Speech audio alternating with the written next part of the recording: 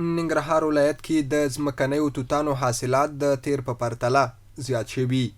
د ننګرهار ولایت کرنې اوبو لګول او مالدارۍ ریاست مطبوعاتي مسؤل اجمل سبحاني وایي سږکال دا میوه د رینور، خوږیاڼو، کوټ او سرورود ولسوالیو کې پر 406 جریبه ځمکه کرل شوې او اټکل کېږي چې ټولیز حاصل به یې 670 میټریک ټنو ته ورسیږي.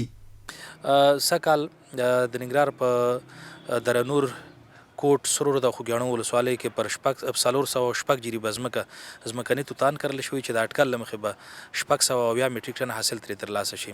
د پراختیا دپاره د کرنې ریاست پلان لري په راتلونکي کال کې ننداریزې قطعې په هغه ولسوالیو کې چې ښه نتیجه ورکوي ویې کري. هغه بزګران چې ورسره اشنا نه دي یا ځینې نورو ولسوالیو کې چې هلته نتیجه ورکوي خو بزګران نه کري، نو د هغې دپاره موږ انشاءالله پلان لرو چې په راتلونکي کال کې ننداریزې قطعې د کرنې وزارت سره په همغږۍ ننداریزې قطعې جوړ کړو تر څو موږ وکولی شو د کار ته پراختیا ورکړو. د سرورود ولسوالۍ اړوند فتح آباد سیمې بزګران محمد ایوب او صفی الله وایي د ځمکنیو توتانو سږنیو حاصلاتو ته خوښ دي او له حکومته غواړي چې د بازار موندنې او سړو خونو جوړېدو برخو کې ورسره لازمه مرسته وکړي څو وکولی شي خپل تولیدات په مناسبه بیه وپلوري.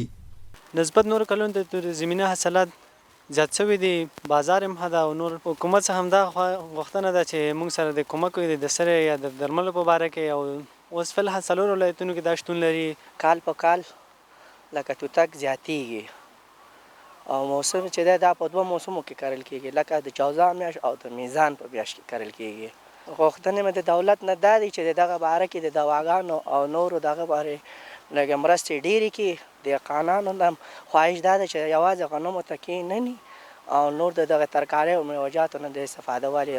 د کرنې ریاست مسؤلین بیا له نورو بزګرو هم غواړي چې د ځمکنیو توتانو کښت ته مخه کړي چې په وینا دا یو ګټور او عاید لرونکی کرنیز محصول دی.